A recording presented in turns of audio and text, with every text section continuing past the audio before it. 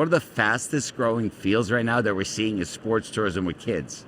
So what happens with vacations? Parents right now, like they have the travel teams, AAU, you know what I mean? I don't know if you have any kids, but listen, you look around and you see they're not just going away for one day. Like back in the day, you go to, you play a baseball game and you're coming home. They're going away for a weekend. They're going 3-4 days at a time, and they need stuff to do. So right now, what they're doing is building 100, 200,000 square foot athletic facilities and building hotels and other amenities around it. This is the fastest growing travel tourism trend that we're seeing in the United States.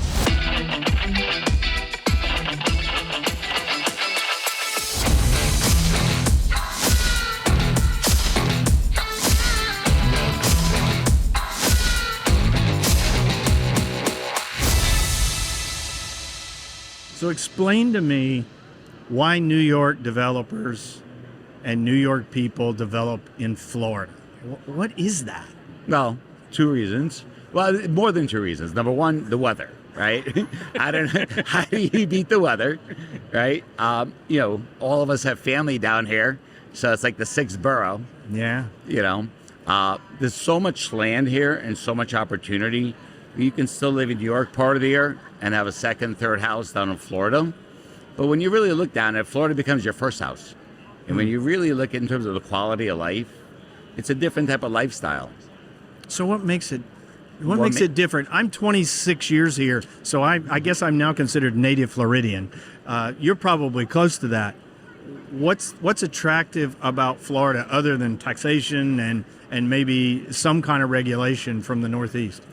Taxes. I can do business here as a passive income and not have to pay taxes up north. That's one of the aspects. I think getting through the process in regards to the ground up development, also there's a different outlook here than you have up north, the regulation side of it. People want to be part of the growing processes of telling you why you shouldn't be doing something. So that happens quite often, Try a perfect example. Try getting a liquor license in New Jersey. What does it cost you? Any idea? I have no idea. 7 figures. 7 figures. Try getting one. You can get it, but the cost, it's like, listen, the cost of doing business, I love Jersey for a reason, but I don't need to be the 7 figures to get a liquor license. Yeah, that could be kind of difficult. It changes the perspective. Now, it's still being done, but coming to Florida, you look at all the opportunity. You go, just drive down the street. You can go east, west, north, south. There's stuff being done. So you got all this migration. We're post-pandemic. I've heard different varying figures. I've heard 1,000 people a day. I've heard over 300,000 people a year. Where do they locate in Florida? You work in predominantly Southeast Florida. Sounds like that area is very important to you. Talk a little bit about what that's done in the areas you've been in. Well, so I just mentioned I live in East Boynton Beach. East Boynton Beach, Florida is there's 2 places in Palm Beach County, or actually in Broward, also that don't have a downtown. Pompano and Boynton Beach. They're finally starting to build Boynton Beach downtown. What does it do? That means I have more walkability. I have more control about what I do every day with my life. Do I want to sit in traffic all day long? So the live work community right now is they're adding a lot of value to our quality of life. I'm also looking at other things like the cruise industry, the industries in Central Florida that bring tourism. South Florida has an incredible influx of Central American, South American tourists. Amen. So how does that influence the work you do? I don't know if it's so much the work I do. I mean, we basically look into the demographics, the population, income, in terms, that's really the specifics. Now, if you see Central America and South America, you try to fit in what they're looking for, because not everything is going to be solved by a Publix. So it's like, okay, maybe we fix a bakery. What do they need that they would appreciate to have that's currently not there? So if you do one, maybe you can do 10 of them, right? You try to scale what you're trying to accomplish. Then one of the other things that you mentioned is regard to tourism. One of the fastest growing fields right now that we're seeing is sports tourism with kids. So what happens with vacations? Parents right now, like they have the travel teams, AAU, you know what I mean? I don't know if you have any kids, but listen, you look around and you see they're not just going away for one day. Like back in the day, you go to, you play a baseball game and you're coming home. They're going away for a weekend. They're going 3-4 days at a time. and they need stuff to do. So right now, what they're doing is building 100, 200,000 square foot athletic facilities and building hotels and other amenities around it. This is the fastest growing travel tourism trend that we're seeing in the United States. And that's just because the warm weather in Florida? Are we It's seeing... not just Florida, it's happening everywhere. So Florida, we're very fortunate because of the good weather. You could be outside 10 months of the year. But this is happening all over the country. So if people want to become, like parents will do almost anything for their children, right? Yeah. Especially when it comes to sports. So the cheerleading, perfect example. My niece is a cheerleader. One of the most loyal following in regards to what they do for sports. They travel everywhere. And you know what the cost for travel is? If you're bringing a family of 4, hotel, travel, food, you're spending $3,000 minimum for a weekend. For sure. And it's just one family. So multiply that. So do you figure that a lot of that investment's on the public side, or is it a combination of public and private investment? How's that really work? Public-private partnership, exactly. You need to have people in place on the government side and the development side, because we already have the people that are traveling. If you build it, they will come, right? You just need to have the people in place that actually understand that. Now, throughout the country, we do have that. There's basically municipalities that are developed these sports facilities, or they have outdated buildings that they basically no longer use and don't know how to use them. So they're bringing a third party to manage it. They'll outsource the food and beverage. And now basically, as opposed to being like costing you money and basically and having your maintenance team with the increased taxes, because it's costing a lot of money to upkeep, now you're making money off of it. You're outsourcing all this. So sports tourism you see as a big tailwind. There's got to be some other tailwinds coming out in the market right now that we should be looking at, growth industries in retail and commercial real estate. What other ones do you see? Very good question. I think a lot of the times is, we have a lot of different people, a lot of ethnicities, and people that come from different ethnic backgrounds. I was born in the former Soviet Union. So now when I grew up in Brooklyn, we had our own specialty shops. You know what I mean? You want something that feels like home. That doesn't mean you want it every day, but you have to have it. So what we're seeing now, there's specialty shops that come from different countries, and they want their own dessert. They want their own X. They want their own Y. And what also is happening is there's a lot of people from all those different countries, they want to control their own businesses. So if they come in, right, when they come in, they'll basically take an opportunity what they don't have, and they'll put their blood, sweat, and tears into it and borrow money and put it in and build it. So we're seeing a lot of that type of opportunities. So what that allows us to do in the retail industry is help them achieve those goals and take their 1-2 unit franchise and help them grow to 10 to 20 units. That's pretty impressive. Well, but this is where it happens, right? So if they call me, I'm on a retail side, I'm leasing a space. I ask them, you ask them enough questions to understand, what they understand. If they just, if they know how to cook, what's your background in business? How do you know you're not, every 50% of all small businesses are going to fail within the first 18 months. Those are facts. I don't know if that's them, but we want to make sure that you know exactly what you're talking about. What if something goes wrong? You have a couple of bad months. How are you going to be supported? Just talking through those finer details. It's not about just following your dream. It's about, we all have a dream. I don't want this to be your nightmare. So our job is not just to open spaces. It's also make sure that, look, I want to limit your downside, because I'll get paid again to replace you, but I don't want to do that to my landlord, and I want to make sure you succeed.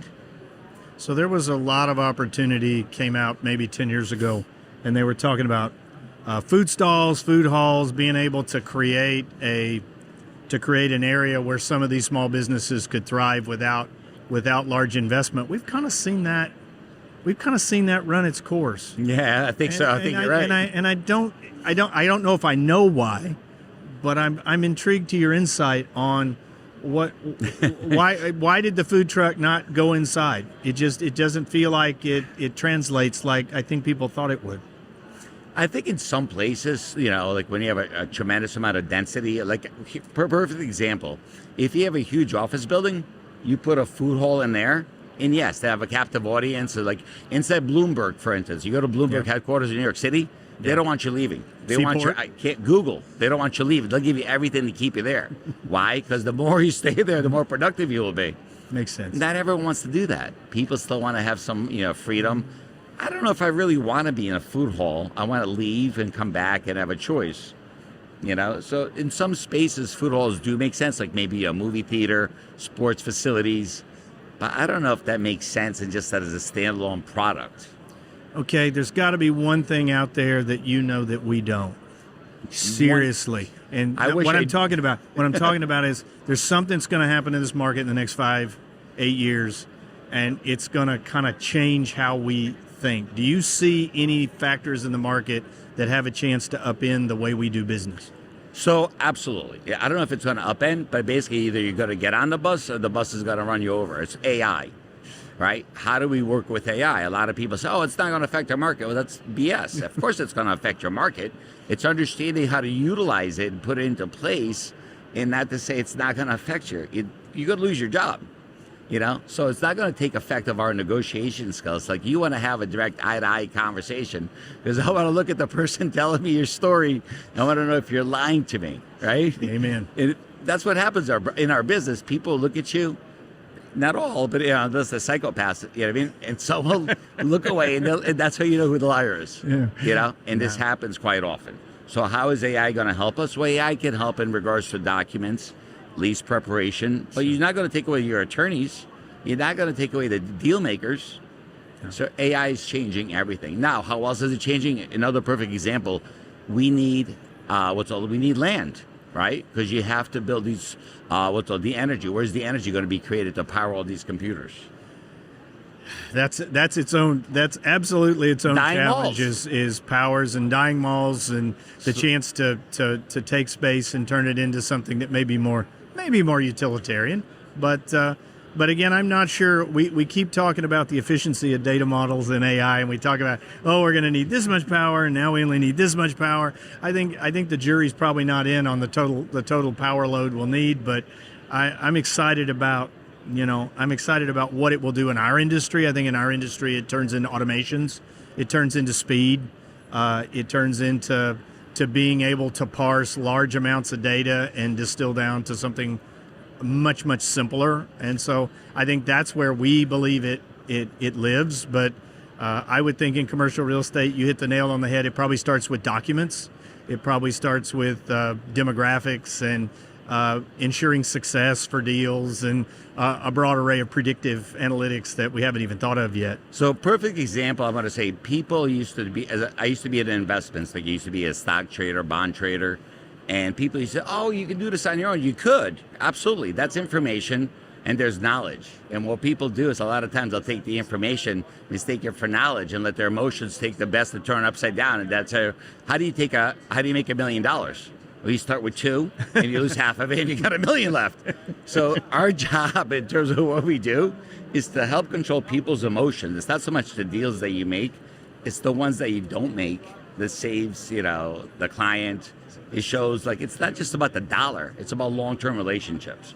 And the more people that have integrity, the more people that have the character and have the fortitude to say no to a deal and say, you don't want this. If you want this, do it with someone else, because I want to catch egg on my face in 12 months.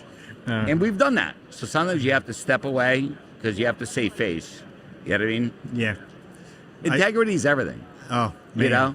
It takes you 40 years to build a reputation. It takes you 5 minutes to lose it. Oh, it's what you do when no one's looking, right? Well, that's the key, right? So just listen, if your parents are looking at you, this is what you do. This is what you do. And if they're not, you should be doing the same thing most likely. A lot of people take this as just a job. You can't do this as a job. It's a career. You got to live it. You got to breathe it. And if you don't like it, you're in the wrong field. Amen. Yeah. So I hear you're a Cowboys fan. Tell me your Cowboy story. I got to hear it. Well, I'll tell you my best Cowboy story. All right. So 1995, I had the opportunity to go to the Super Bowl, Arizona. It was in Arizona, ASU. Cowboys played the Steelers. Great seats. And that was the last Super Bowl we ever went to. So I literally was there. So my best friends, I bought a shirt. I stayed at the same hotel with the MVPs, strictly by accident. So I have a football signed by them. I bought a shirt from from the Super Bowl, and then the following 4th of July, I ended up going to Hawaii. Stayed in Maui at the Four Seasons, and I'm just hanging out there. It's 4th of July. It's the first Evander Holyfield Tyson fight. It was June 30th of '96. Literally watched that at the Big Island. go to Maui, we were chilling out, and I'm looking at my buddy. He's like, "Hey, take a look." I was like, "What?"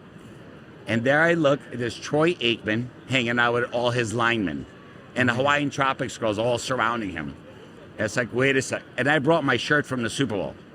Now with it was Mark Tuane, who has passed away. I literally, Troy, stay right there. I'm running to the room. I had a magic marker, brought the camera, so I have a picture of me, Troy Aikman, with the. That was the best story. And after that, we suck. You know It's what? been 30 years. You know what?